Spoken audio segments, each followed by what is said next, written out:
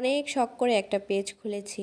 ভাবছিলাম সংসারের পাশাপাশি একটা পেজ চালাবো। কিন্তু জীবনটা এখন এমন হয়ে গেছে যে পেজের পাশাপাশি সংসার চালাতে হয়। আসসালামু আলাইকুম সবাইকে। আশা করি সবাই খুব ভালো আছেন। তো এই তো আজকে দুপুরের জন্য হচ্ছে আলু ধুন্দুল দিয়ে এই মাছের তরকারিটা রান্না করেছিলাম। আর সাথে মিষ্টি কুমড়া একটু বড় বড় পিস করে ভেজেছি।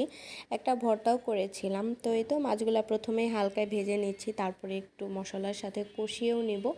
আমি ম্যাক্সিমাম সময় হচ্ছে ঝোল তরকারি যখনই রান্না করি মাছগুলা ভাজার পরও মশলার সাথে কিছুক্ষণ কষিয়ে নেই, এতে করে কিন্তু মাছটাও খেতে ভালো লাগে আর তরকারিটাও বেশ মজা হয়।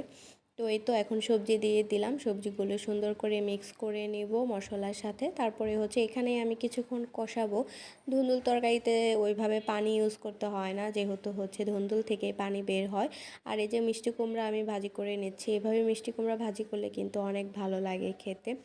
তো যেটা বলতেছিলাম, আমি কিন্তু অনেক আগে থেকেই হচ্ছে পেজ খুলেছিলাম, বিশেষ করে 2022, 23, 24 এই 3 বছরই আমি হচ্ছে পেজ খুলেছি। বাট হচ্ছে কোনোটাই কন্টিনিউ করা হয় নাই।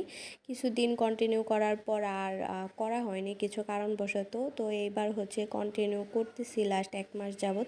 তো ইনশাল্লাহ দেখি সফলতা আসে কিনা। এই তো আমি মিষ্টি কুমড়া কিন্তু ভাজি করে ফেলেছি। এখন হচ্ছে একটু পেঁয়াজ আর হচ্ছে কাঁচামরিচ ভাজি করে এখানে মিষ্টি কুমড়ার সাথে মিক্স করে দেব, এতে করে কিন্তু ভাজিটা বেশ মজা হয়।